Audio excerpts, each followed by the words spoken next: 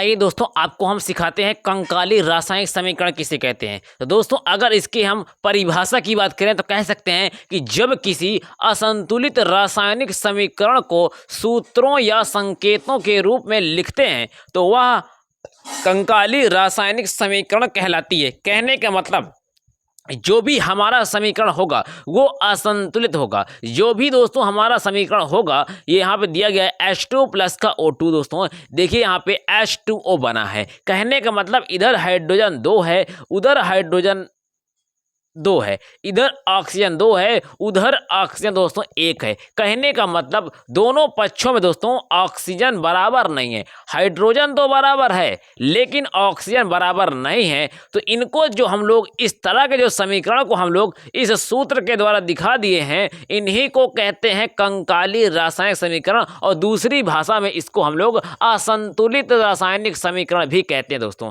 असंतुलित रासायनिक समीकरण भी कहते हैं। तो अगर परिभाषा की बात करें, कोई पूछ ले कि कंकाली रासायनिक समीकरण क्या होता है या फिर असंतुलित रासायनिक समीकरण क्या होता है, तो बोलना है आपको कि जब किसी असंतुलित रासायनिक समीकरण को सूत्रों या संकेतों के रूप में लिखते हैं तो वह कंकाली रासायनिक समीकरण कहलाती है या फिर असंतुलित रासायनिक समीकरण कहलाती है। दोस्तों देखिए, यहाँ पे H2 प्लस का O2, H2 प्लस का O2, जब दोस्तों ये दोनों आप एक दूसरे में रिएक्शन करते हैं तो H2O बना है। देखिए, दोनों पक्ष बराबर नहीं है। दोस्तों दोनों पक्ष बराबर नहीं है। इधर हाइड्रोजन 2 बार, उधर हाइड्रोजन 2 बार, इधर ऑक्सीजन 2 बार, उधर ऑक्सीजन 1 बार। तो मतलब दोनों पक्ष बराबर नहीं है। दोनों पक्ष बराबर नहीं है दोस्तों, इसलिए इसको असंतुलित रासायनिक समीकरण भी कह सकते हैं और कंकाली रासायनिक समीकरण भी कह सकते हैं। दूसरा देखिए, H2 प्लस का N2, इधर N 2 बार है, इधर N 1 बार है, इधर N 202 बार है, H 2 बार है, H 3 बार है। क्या दोस्तों दोनों पक्ष बराबर हैं? क्या आप कहेंगे सर बराबर तो नहीं है। इसलिए दोस्तों ये भी क्या है, ये भी हमारा असंतुलित है। इसलिए देखिए, असंतुलित को ही बोलते हैं कंकाली रासायनिक समीकरण। दोस्तों यहाँ पे देखना H2S प्लस का O2, अगर यहाँ दोस्तों H2 है दोस्तों, इधर कितना है H2 दोस्तों बराबर है, ये ठीक है।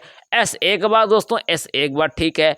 ऑक्सीजन 2 बार दोस्तों, लेकिन ऑक्सीजन 3 बार है, 2 बार यहाँ पास है, 1 बार दोस्तों यहाँ पास है। तो इसका मतलब है दोनों पक्ष बराबर नहीं है। दोनों पक्षों के तत्वों के परमाणुओं की संख्या दोस्तों बराबर नहीं है। इसी कारण से दोस्तों इसको हम लोग कंकाली रासायनिक समीकरण कहते हैं। इसी को हम लोग एक नाम से और जानते हैं, इसे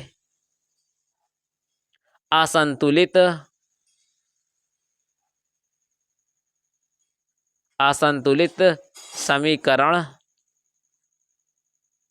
भी कहते हैं। इसे असंतुलित समीकरण भी कहते हैं।